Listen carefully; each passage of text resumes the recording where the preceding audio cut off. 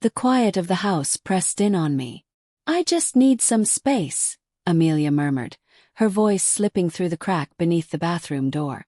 My chest tightened, a reflex I couldn't suppress, urging me to stay still to listen. "Space," I whispered back in my mind. From what? From me. From the man who had spent years building a life with her, stone by stone, promise by promise. I lay there, eyes burning, feigning sleep, as her words carved a hollow inside me. Morning arrived in muted gray. Amelia was in the kitchen, humming softly, pouring coffee, her chestnut hair catching the light as if nothing had shifted. I watched her, familiar yet distant, like a melody I had loved but couldn't quite remember. "Morning, darling," she said, offering a smile that never reached her eyes. I nodded, my throat tight, the echo of her midnight words clinging to me like damp sheets. "Freedom," the word reverberated in my head, a splinter lodged deep in my mind. Over breakfast, I noticed how she cradled her phone, thumb brushing the screen with an intimacy that wasn't mine. Lately, she had been texting more, laughing quietly at odd moments, eyes darting away when I asked. "Just Sophie," she'd say, voice light, fingers tense. Sophie, her college friend who always called marriage a gilded cage. I had always dismissed Sophie's cynicism as the fallout of failed relationships, but now Amelia's secrecy felt like it was unraveling us. Days slipped into weeks, each one heavier with suspicion. I caught Amelia staring out the window, a mask of longing on her face, as if trapped in a life she hadn't chosen. I wanted to ask, to demand truth, but fear held me back. What if I was imagining it? What if I was reading Betrayal where there was only boredom? So I clung to routine. Our quiet dinners, the brush of her hand against mine while washing dishes, her curling into me at night. But the whispers persisted, soft and sinister. Then I found it. One night, while Amelia slept, her phone buzzed on the nightstand. A single notification. Text from Ethan. My stomach sank. Ethan, her coworker. The one she mentioned casually with a laugh I now remembered differently. I shouldn't have looked, but my hands moved faster than my reason. The messages hit like a punch. Playful, intimate, undeniable. "Last night was amazing," he wrote. "Can't stop thinking about you," she replied. The emoji a sting of betrayal. I scrolled, each word a fresh wound. Then came one from Sophie. Asterisk, "You deserve this. Don't let guilt stop you."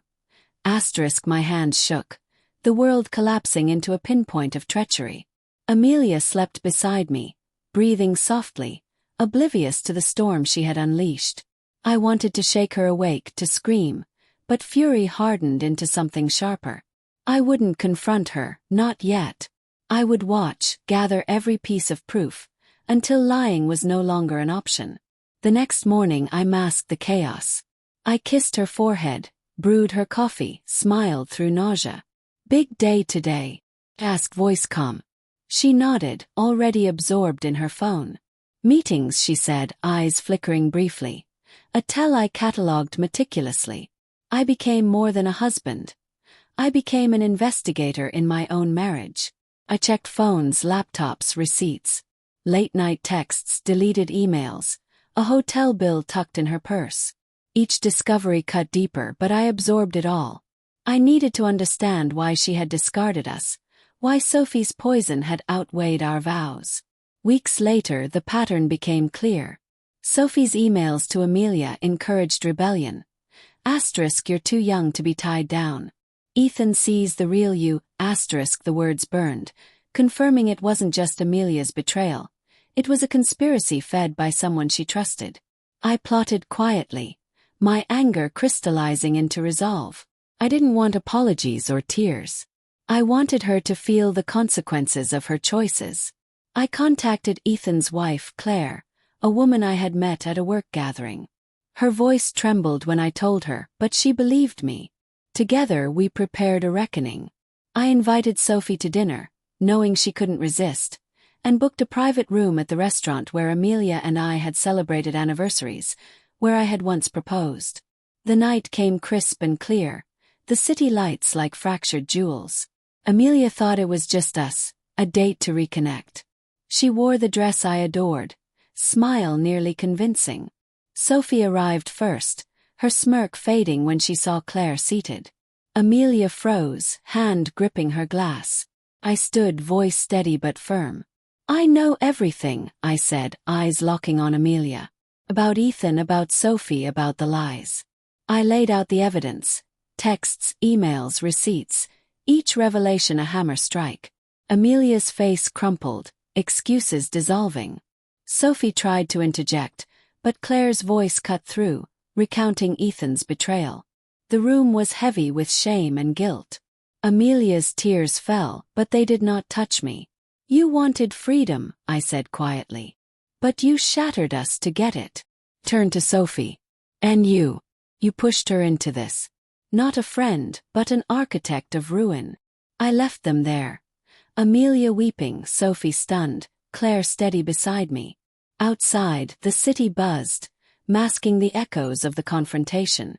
Days later, Amelia called, pleading for forgiveness, promising to end it with Ethan. But her words rang hollow, drowned out by the memory of her whispers. I didn't need apologies. I needed truth. I moved out, started anew, every step lighter than the last. Her friends had offered dreams of freedom. I offered her reality, a mirror to show what she had become. And as I walked away, I knew she would carry that reflection forever.